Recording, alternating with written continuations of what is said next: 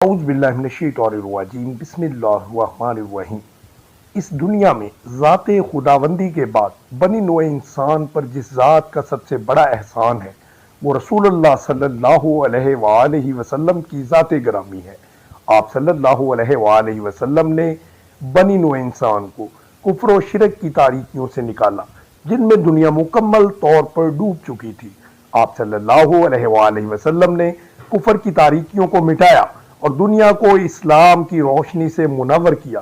بلا شبہ حضور اکرم صلی اللہ علیہ وآلہ وسلم کی ذات گرامی بنی نوع انسان کے لیے بہت بڑا انعام ہے، اس لیے ہمیں حضور کی ذات پر درود و سلام بھیجنے کا حکم دیا گیا۔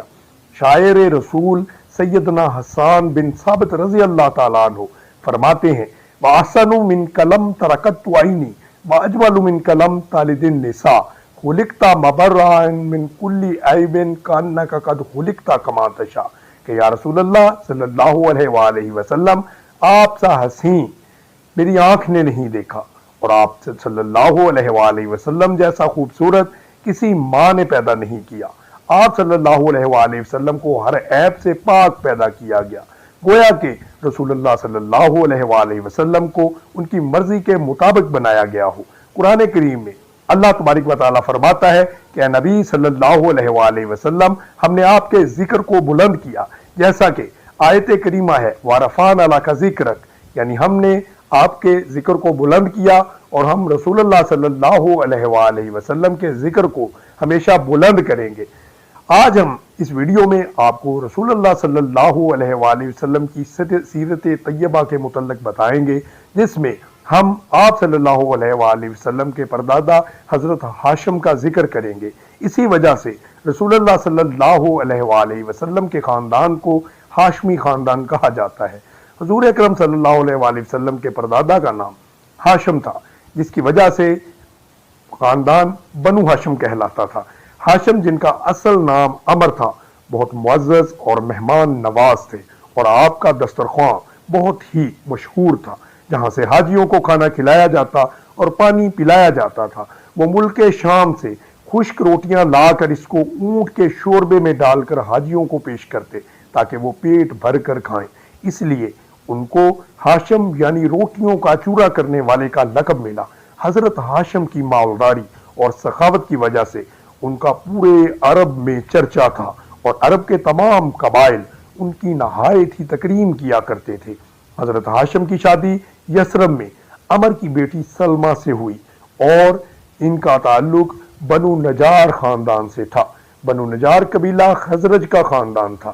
حضرت ہاشم اپنی زندگی کے آخری سفر پر اپنی بیوی کے ساتھ مکہ معظمہ روانہ ہوئے اور اپنی بیوی کو ان کے والدین کے ہاں یثرب یعنی مدینہ منورہ میں چھوڑ دیا تاکہ وہ ان کی واپسی تک وہاں پر ہی قیام کرے، اور خود قافلے کے ساتھ فلسطین چلے گئے اور وہیں وفات پائی۔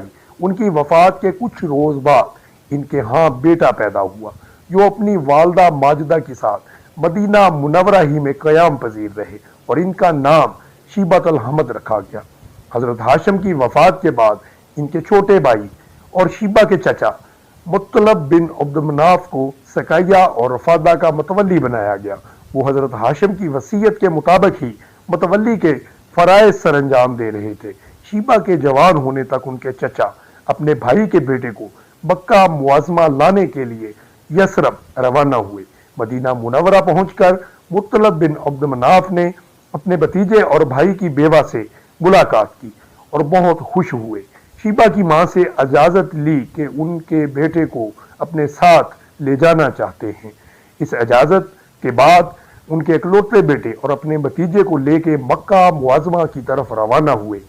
ایک ہی اونٹ پر بیٹھے جب مکہ معظمہ میں داخل ہوئے تو لوگوں نے سمجھا کہ مطلب کوئی نیا غلام خرید لایا ہے، اسی وجہ سے لوگوں نے شیبہ کو عبد المطلب کہا۔